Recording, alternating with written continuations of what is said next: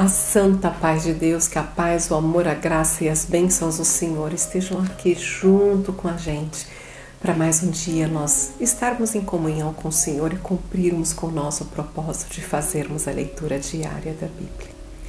Hoje, com a ajuda de Deus e a guia do Espírito Santo, nós vamos fazer a leitura do livro 2 de Samuel, capítulo 10. Nesse capítulo, nós vamos estudar que, mais uma vez, Davi sai à peleja contra os amonitas e os sírios. Logo no primeiro verso diz que o rei dos amonitas, o rei Naás, morreu, faleceu. Então o seu filho Hanum passa a reinar, passa a governar os amonitas. No verso 2 diz assim: Então disse Davi: Usarei de beneficência com Hanum, filho de Naás, como seu pai usou de beneficência comigo. Glórias a Deus. Aqui Davi está relatando um momento da vida dele em que ele buscou abrigo nas terras do inimigo, porque nas terras de Israel, por todo o território de Israel, todas as terras de Israel, Saul buscava a vida de Davi a qualquer custo. Ele só foi ter um pouco de paz quando ele passou a habitar nas terras dos seus inimigos. Aqui ele fala que Naás teve beneficência, teve benevolência com ele, né? Deu paz para ele. Então, quando Davi passa a reinar sobre Israel, Davi também não quer briga com Naás. Davi é um homem sábio. Naás fica lá no canto dele, Davi no canto dele, e ali estavam vivendo um período de paz. Quando Naás morre, ele fala que vai ter de beneficência com ele, manda mensageiros, manda alguns seus servos para consolar o filho dele, Hanum. Quem são esses homens? São homens sábios, são homens da primeira linha ali do reinado de Davi. Esses mensageiros vão até Amon para que consolem naquele momento de luto, de dor do rei Hanum. Porém, no verso 3 diz assim: Então disseram os príncipes de Amon ao seu senhor Hanum. Todos os reis eles tinham conselheiros. E esses conselheiros vão dar a seguinte ideia para o rei dos amonitas, Hanum: Porventura, honra Davi ao teu pai aos teus olhos? Por que te enviou consoladores? Porventura, não te enviou Davi os seus servos para reconhecerem essa cidade e para espiá-la e para transtorná-la? Santo Deus! Vejam que aqueles homens estavam indo com a mensagem de paz, né? Davi estava mandando os sentimentos dele, né? Mandando os pêsames dele ao rei Hanum, mas os conselheiros dele entenderam de uma forma diferente que ali plantaram a sementinha do mal dentro da cabeça de Hanum. Então Hanum diz assim: Tomou os servos de Davi e lhes raspou metade da barba, e lhes cortou metade dos vestidos até as nádegas e os despediu. Irmãos, essa atitude que Hanum tomou contra os mensageiros de Davi foi a pior que ele podia ter feito, porque se ele tivesse matado estes homens, ele ia declarar assim para Davi: Davi, não quero, não aceito, não recebo bem os seus mensageiros, por isso matei os seus mensageiros, não quero assunto com você. Mas ele fez algo pior ainda do que matar esses homens. A barba para os homens naquele tempo, ela representava a honra daquele homem, né? Homens com barba eram homens honrados, eles eram conselheiros, eram mensageiros do rei Davi. Então imagine que a barba para eles era extremamente importante.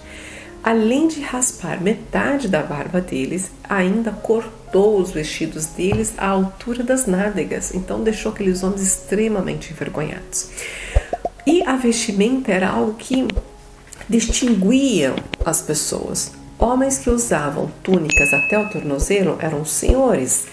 E os homens que usavam as túnicas no joelho, um pouco acima do joelho, eram os servos, eram os escravos. E eles não cortam para cima do joelho, eles cortam na altura da coxa, né? Quase na altura da virilha ali. Então eles tiraram toda a honra daqueles homens. Quando Davi fica sabendo que isso aconteceu com seus mensageiros, ele manda outros mensageiros ao encontro deles e diz: não voltem para Jerusalém, fiquem na cidade de Jericó e esperem a barba novamente crescer, para que vocês voltem como homens honrados para Jerusalém. Mas isso deixou o rei Davi extremamente irado, e então aí, nesse momento sim, ele mandou os homens dele pelejarem contra os amonitas. No verso 6 vai dizer o seguinte: vendo, pois, os filhos de Amon que se tinham feito abomináveis aos olhos de Davi, enviaram os filhos de Amon e alugaram os ciros de Bet-Recobe e dos ciros de Zobá 20.000 homens de pé, e do rei de Maacá 1.000 homens, e dos homens de Tobi 12.000 homens. Então eles alugaram aqui 32.000 homens, 33.000 homens, né? Para que fossem a peleja junto com eles contra os filhos de Israel, contra Davi. Agora não é mais os filhos de Israel, agora nós estamos falando do rei Davi. Eles tinham muito medo, porque eles sabiam que o exército de Davi era muito bem treinado, era um exército forte e que Deus estava sempre adiante de Davi. Então eles bolaram ali um plano que eles se dividiriam, os amonitas viriam de um lado, os sírios iriam do outro lado, e eles cercariam o exército de Davi. O exército de Davi sabia dessa informação e da mesma forma dividiu o exército também, e cada parte foi pelejar contra uma dessas pontas. Quando os sírios começaram a ser derrotados, eles simplesmente fugiram. Afinal, eles eram mercenários, estavam recebendo para lutar aquela guerra. E a partir do momento que eles viram que estavam perdendo e iam morrer, eles abandonaram a guerra e fugiram. Quando os amonitas viram que os sírios fugiram, eles também fugiram. O exército de Davi não volta atrás, ele fica meio que acampado ali, e Davi sobe para o exército dele, porque eles imaginam que algum desses dois exércitos vai voltar para lutar com eles, e de fato os sírios voltaram para lutar com eles. No verso 17 vai dizer: do que informado Davi, ajuntou todo Israel e passou o Jordão e veio a Relã, e os sírios se puseram em ordem contra Davi e pelejaram com ele. Porém, os sírios fugiram de diante de Israel, e Davi feriu dentre os sírios os homens de 600 carros e 40.000 homens de cavalo. Também ao mesmo Sobaque, general do exército, foi ferido e morreu ali. No último verso, para acabar esse capítulo, diz: vendo, pois, todos os reis, servos de Hadadezer, que havia ficado mal diante dos olhos de Israel, fizeram paz com Israel e o serviram, e temeram os sírios de socorrer mais os filhos de Amon. Amém, glórias a Deus, aleluia. Vejam, irmãos, que fica pra gente uma lição muito importante. Quando os conselheiros de Hanun deram aquele mau conselho para ele, tomaram aquela atitude muito infeliz, quando eles viram que eles desagradaram a Davi, eles podiam sabiamente corrigir o problema ali, corrigir o erro deles, falando: olha, nós erramos, estávamos no momento de luto, não estávamos com a nossa razão total, porque todos nós sabemos que uma pessoa enlutada, ela é uma pessoa mais sensibilizada, ela não tem o equilíbrio total dos seus sentimentos, pensamentos, das emoções, está tudo ali em desequilíbrio, afinal, ela teve uma perda. Eles podiam falar isso: olha, nós aqueles estávamos muito abalados, perdemos o nosso rei, tomamos uma atitude errônea. Queremos fazer paz com vocês, pedindo desculpas pela nossa atitude. Não, eles foram à guerra, contrataram mercenários e ali eles foram. Perderam a guerra, né?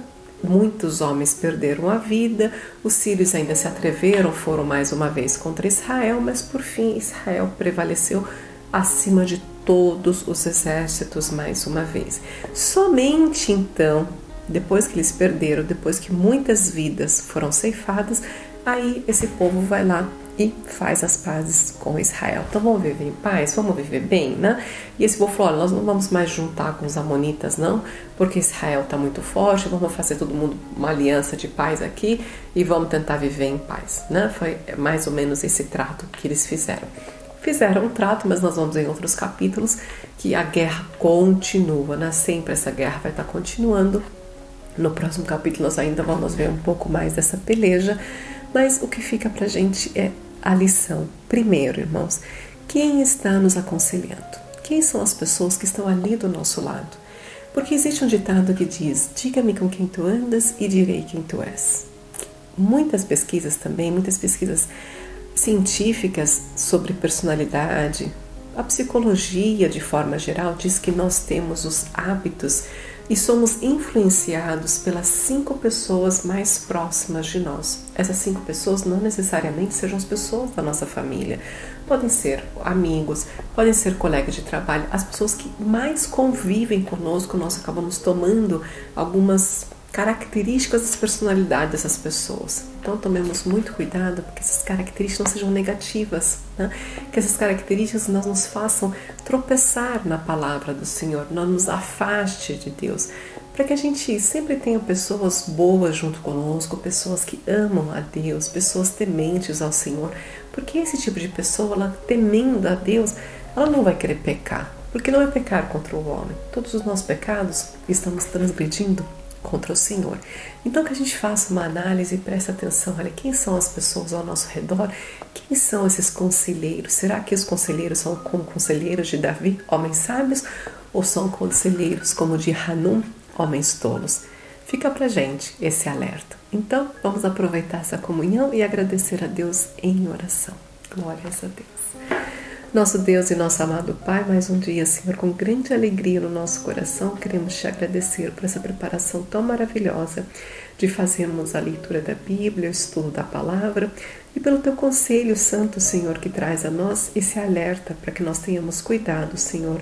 Quem são as pessoas que estão junto conosco, nos rodeando, nos aconselhando? E por isso, Senhor, nós vamos te pedir do fundo do nosso coração, se for para o nosso bem e para a tua honra e glória, Senhor, que o Senhor permaneça junto conosco com essa amizade, com essa união. Mas, Senhor, se for para nos afastar de Ti, nos afastar da verdade e nos levar para o caminho do pecado, que o Senhor afaste de nós todas as pessoas, Senhor, quem quer que seja, que o Senhor tire da nossa vida, do nosso caminho, porque para nós mais vale um dia na Tua santa presença do que 1000 dias em outros lugares.